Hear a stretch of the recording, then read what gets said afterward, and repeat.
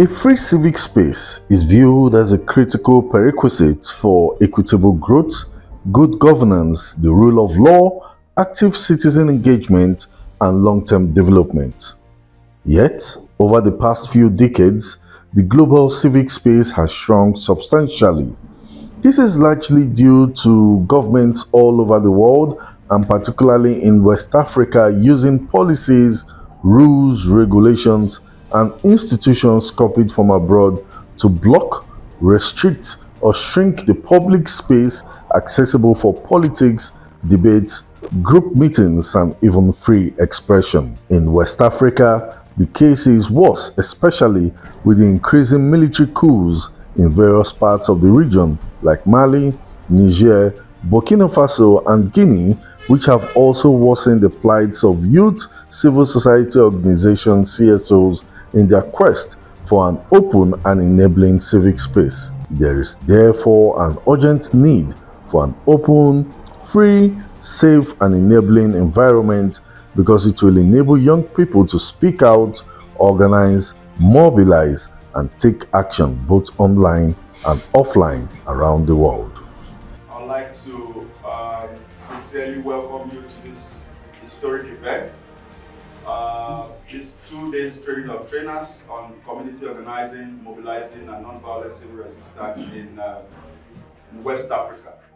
The motivation for designing and then organizing this 2-day training of trainers is to equip young people with the competencies and the capacity that they need to be able to organize pushback against the plethora of attacks, or particularly on young people across West Africa. We must work together, whether from government side, from civil society, from youth groups, from academia, from media, to ensure that the civic space that we all have continue to be free and continue to be one that allows for meaningful engagement and participation.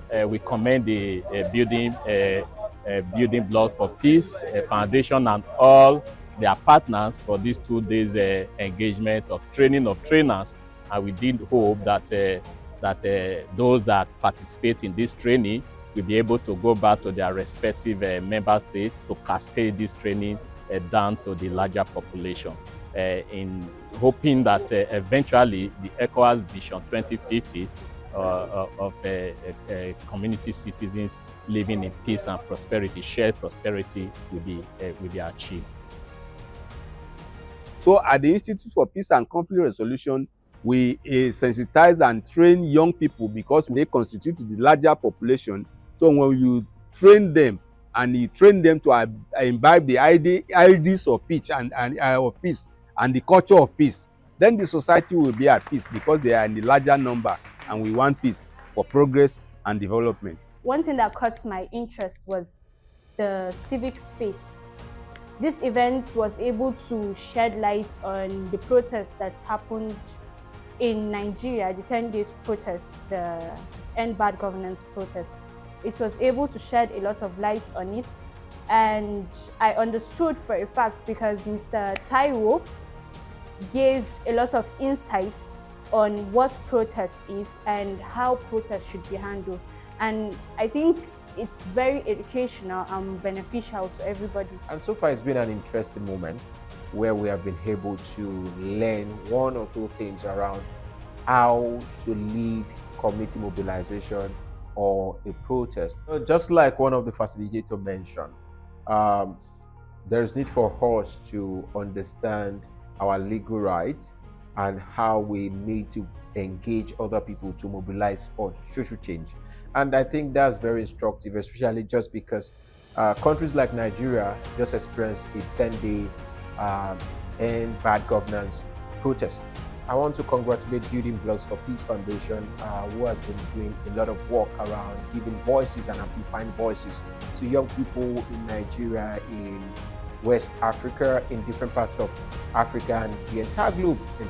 Je suis venue à Abuja dans le cadre de la formation des formateurs en matière donc de protection de l'espace civique.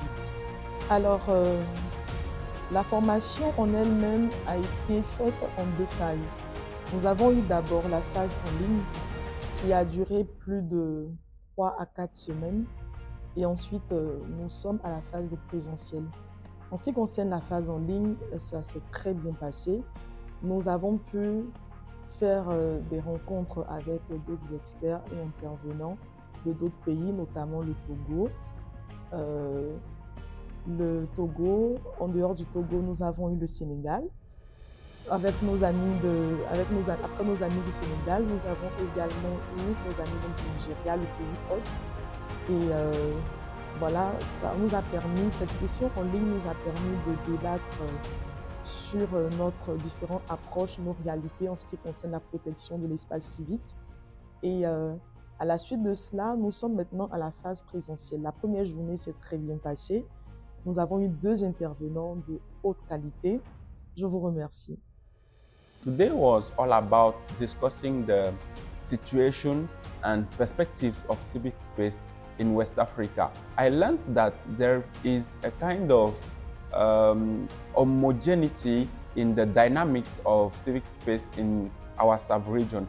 It was an opportunity to talk about how effective process can be made possible, how to organize it, what are the legal framework for organizing process in Nigeria, as well as a number of other African countries. And I think that at the end of the entire day, all of us felt energized.